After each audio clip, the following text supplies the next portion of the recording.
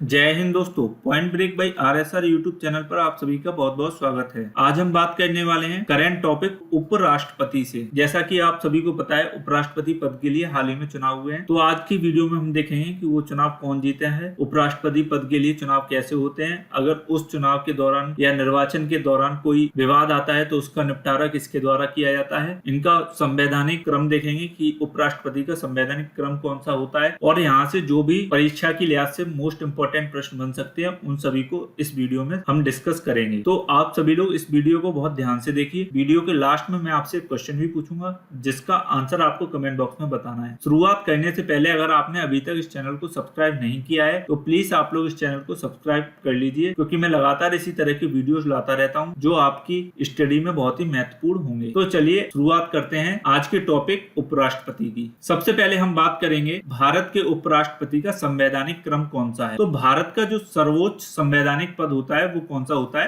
राष्ट्रपति। कौन सा? राष्ट्रपति। अगर दूसरा पूछा जाए, दूसरा सर्वोच्च संवैधानिक पद कौन सा है, तो वो कौन सा है? उपराष्ट्रपति। कौन सा है? उपराष्ट्रपति। अगर उसके बाद बात किया जाए कि संवैधानिक क्रम के अनुसार उसके बाद कौन सा पद आता है, तो वो आता है प्रधानमंत्री का। किसका आता है? प्रधानमंत्री का। प्रधानमंत्री सरकार का प्रमुख होता है और राष्ट्रपति होता है संवैधानिक प्रमुख। तो यहाँ पे आपको कंफ्यूज नहीं होना है। अगर पूछा जाए संवैधानिक प्रमुख कौन है भारत का, तो वो कौन है? राष्ट्रपति भारत के। अगर सरकार के प्रमुख पूछे जाए कि कौन है, तो वो कौन है? भारत के प्रधानमंत्री। लेकिन आज हम बात करेंगे उपराष्ट्रपति पद की। उपराष्ट्रपति से जितने भी फैक्ट्स बन सकते हैं उन सभी को हम इस वीडियो में देखेंगे। सबसे पहले हम बात करने वाले हैं भारत के उपराष्ट्रपति पद के लिए चुनाव प्रणाली कैसी अपनाई जाती है। जो भारत का जो उपराष्ट्रपति पद है उसके लिए आनुपातिक प्रतिनिधित्व पर आधारित एकल संक्रमण मत पद्धति अपनाई जाती है। अब ये पूछा जा सकता है कि ये पद्धति और कौन से चुनाव के लिए अपनाई जाती है, तो ये राष्ट्रपति चुनाव के लिए भी अपनाई जाती है। अब बात कर लेते हैं वाइस प्रेसिडेंट के निर्वाचक मंडल में कौन कौन शामिल होता है। निर्वाचक मंडल यानी कि कौन कौन इनको वोट दे सकता है। तो पहले तो लोकसभा के सदस्य और दूसरा है हमारा राज्यसभा के सदस्य। ये दोनों ही निर्वाचक मंडल के सदस्य होते हैं, यानी कि यही लोग उपराष्ट्रपति पद के लिए वोटिंग दे सकते हैं। हर कोई नहीं दे सकता, केवल यही लोग दे सकते हैं। अब आपसे पूछा जा सकता है क्या मनोनीत सदस्य भी उपराष्ट्रपति पद के लिए निर्वाचक मंडल का हिस्सा होते हैं, वोट दे सकते हैं क्या वो? तो आपका आंसर होगा उपराष्ट्रपति पद के लिए हाँ। अगर यही बात पूछी जाए कि मनोनीत सदस्य क्या राष्ट्रपति पद के लिए निर्वाचक मंडल का हिस्सा होते हैं, तो वो नहीं। तो लोकसभा और राज्यसभा के सभी सदस्य निर्वाचक मंडल के हिस्से होते हैं। लोकसभा में प्रेजेंट टाइम में 543 सदस्य हैं, और राज्यसभा की बात की जाए तो राज्यसभा में टोटल कितनी सदस्य हैं, तो टोटल हैं 252। कितने हैं? 252। अब देख लेते हैं वर्ष 2022 के उपराष्ट्रपति पद के लिए घोषित उम्मीदवार या प्रत्याशी कौन कौन थे। तो पहले थे जगदीप धनखड़, दूसरी थी हमारी मार्गरेट अल्वा। कौन थी? Margaret Alva. जगदीप धनखड़ किस गठबंधन के प्रत्याशी थे? तो एनडीए गठबंधन के वो प्रत्याशी थे। मार्गरेट अल्वा वो कौन से गठबंधन की थी? वो यूपीए की प्रत्याशी थी। अब बात कर लेते हैं एनडीए के को कितने वोट मिले या जगदीप धनखड़ को, तो उनको मिले थे 528 वोट। कितने मिले थे? 528, जो टोटल वोटिंग का 74.37% था। और मार्गरेट अल्वा को जो वोटिंग हुई वो कितनी हुई? 182 वोटों की, जो कुल वोटिंग का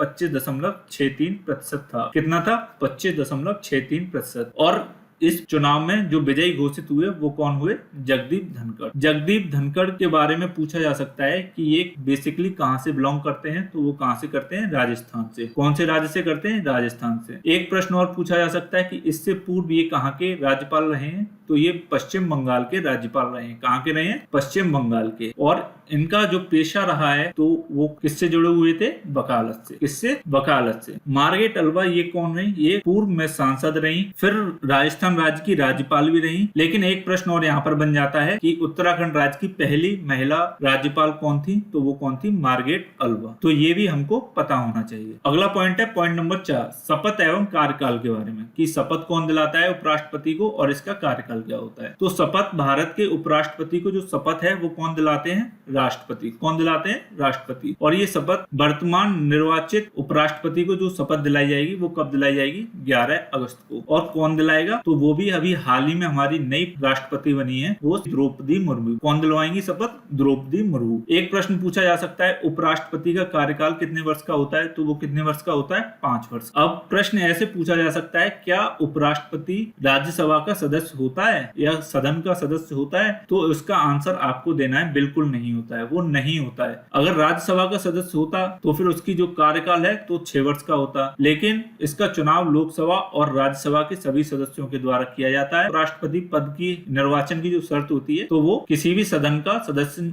नहीं होना चाहिए, अगर है भी तो जब वह उपराष्ट्रपति बन जाएगा तो उसको अपने सदन की सदस्यता छोड़नी होगी। अब पॉइंट 3 है हमारा, संविधान के अनुच्छेद 63 में भारत के एक उपराष्ट्रपति की संकल्पना की गई है। अब प्रश्न पूछा जा सकता है भारत के उपराष्ट्रपति के लिए कौन से अनुच्छेद में संकल्पना की गई है, तो वो कौन सा है, अनुच्छेद 63। और अगला प्रश्न अक्सर पूछा जाता है कि उपराष्ट्रपति के निर्वाचन के लिए कौन सा अनुच्छेद है, तो निर्वाचन के लिए अनुच्छेद 66 है और उनके कार्यकाल का जो हमें बताता है वो कितना है, अनुच्छेद 67। कितना है, अनुच्छेद 67। आते हैं अपने अगले पॉइंट पर। अगला पॉइंट है हमारा निर्वाचन संबंधित विवाद। निर्वाचन संबंधित विवाद से क्या मतलब है, भारत के उपराष्ट्रपति के निर्वाचन संबंधित कोई भी विवाद हुआ तो उसको किसके द्वारा निस्तारण किया जाएगा, तो वो किया जाएगा सुप्रीम कोर्ट के द्वारा। और इसके लिए कौन सा आर्टिकल प्रयोग में लाया जाता है, वो आर्टिकल 71। अब एक पॉइंट यहाँ पर पूछा जा सकता है आपसे अक्सर एग्जाम में कि अगर निर्वाचन को न्यायालय द्वारा अवैध घोषित किया जाता है तो पद पर रहते हुए उपराष्ट्रपति के द्वारा किए गए कार्यों को वैध माना जाएगा या अवैध माना जाएगा। तो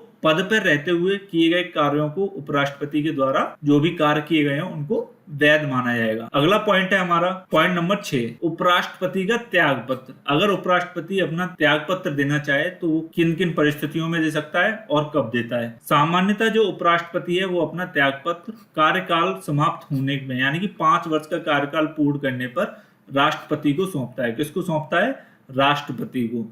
और दूसरा है राज्यसभा द्वारा संकल्प पारित करके। किसके द्वारा, राज्यसभा द्वारा संकल्प पारित करके। इसके अंतर्गत क्या किया जाता है, इसके अंतर्गत जो सूचना है वो 14 दिन पहले सदन में लाई जाती है। ये प्रस्ताव केवल राज्यसभा में ही लाया जा सकता है, जबकि ना कि इसको लोकसभा में पहले लाया जाता है। प्रश्न ऐसे पूछा जा सकता है कि उपराष्ट्रपति को संकल्प पारित करके हटाना हो तो पहले कहां पर हमको प्रस्ताव पारित करना होगा, कहां पर लाना होगा, तो वो राज्यसभा में लाया जाएगा। तो वहां पर एक विशेष बहुमत प्राप्त करना होगा, पहले 2/3, उसके बाद वो लोकसभा में जाएगा, वहां पर वो साधारण बहुमत से पारित होगा, तब उपराष्ट्रपति अपना त्याग पत्र राष्ट्रपति को दे सकता है। अगला पॉइंट है हमारा पॉइंट नंबर 7, उपराष्ट्रपति के कार्य क्या होते हैं। अब हम बात कर लेते हैं उपराष्ट्रपति के कार्य क्या हैं। तो उपराष्ट्रपति संसद के उच्च सदन के सभापति के रूप में अपने दायित्वों को निर्वहन करता है। उच्च सदन मतलब कि जैसे लोकसभा में स्पीकर होता है, वैसे ही राज्यसभा में जो उपराष्ट्रपति हैं वो उस सभा में स्पीकर की भूमिका में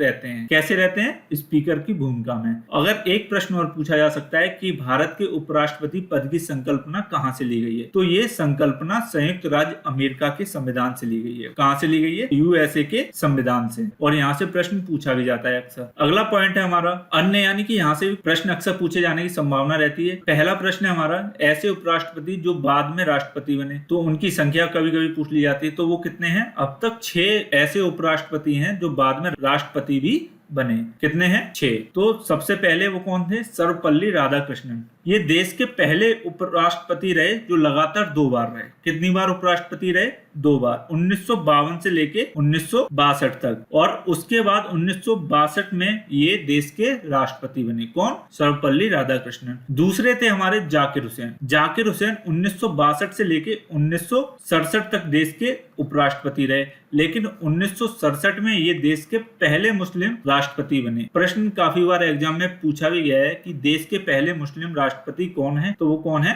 जाकिर हुसैन। तो आपको बता देना है। तीसरा प्रश्न है वीवी गिरी। वीवी गिरी देश के तीसरे उपराष्ट्रपति थे। ये कौन से थे, तीसरे नंबर के उपराष्ट्रपति। वर्ष 1969 में जब राष्ट्रपति जाकिर हुसैन की मृत्यु हुई, उसके बाद वो कार्यवाहक राष्ट्रपति के रूप में उन्होंने काम किया। किस रूप में काम किया, कार्यवाहक राष्ट्रपति के रूप में। उसके बाद जब चुनाव हुए तो चुनाव में ये देश के चौथे राष्ट्रपति चुने गए। कौन, वीवी गिरी। और यहाँ से एक इंपॉर्टेंट फैक्ट और है, इसको आप नोट करके लिख लीजिए कि ये एकमात्र ऐसे राजनेता थे जो निर्दलीय प्रत्याशी के रूप में चुने गए थे। अगले उपराष्ट्रपति हैं वो हैं आर वेंकट रमन, जो कि बाद में राष्ट्रपति बने। कौन, आर वेंकट रमन। ये 7वें नंबर के उपराष्ट्रपति थे और 8वें नंबर के ये राष्ट्रपति बने। कौन से नंबर के बने, 8वें नंबर के। अब बात करते हैं शंकर दयाल शर्मा की। शंकर दयाल शर्मा देश के 8वें उपराष्ट्रपति बने, वाइस प्रेसिडेंट, और ये 9वें क्रम के देश के राष्ट्रपति बने। KR नारायण, तो KR नारायणन ये भारतीय विदेश सेवा के अधिकारी थे।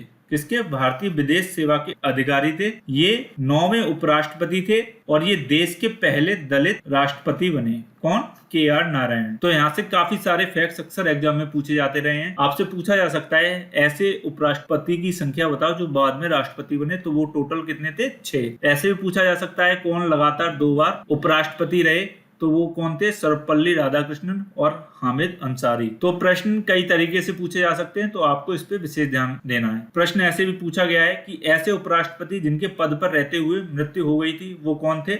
तो वो कौन थे? कृष्णकांत। ये कौन से क्रम के थे? ये 10वें क्रम के उपराष्ट्रपति थे। तो बहुत सारे फैक्ट्स ऐसे ही एग्जाम में पूछे जाते रहे हैं। तो ये था आज का हमारा टॉपिक। अब हम बात करते हैं क्वेश्चंस की, जिसका आंसर आपको कमेंट बॉक्स में देना है। सबसे पहले आज का हमारा पहला प्रश्न है, आपको ऐसे उपराष्ट्रपतियों के नाम बताने हैं या ऐसे उपराष्ट्रपति की संख्या बतानी है जो बाद में राष्ट्रपति बने। और दूसरा प्रश्न हमारा ये है कि भारत में उपराष्ट्रपति पद की संकल्पना किस देश के संविधान से ली गई है। तो इन दोनों प्रश्नों का जो भी आंसर हो उसको आप कमेंट बॉक्स में कमेंट करके जरूर बताएं। अगर आपको ये वीडियो अच्छा लगा हो तो प्लीज इस वीडियो को ज्यादा से ज्यादा लाइक और शेयर करें और हमारे चैनल #PointBreak by RSR को यूट्यूब पर सर्च करके सब्सक्राइब करें। Thanks for watching. जय हिंद।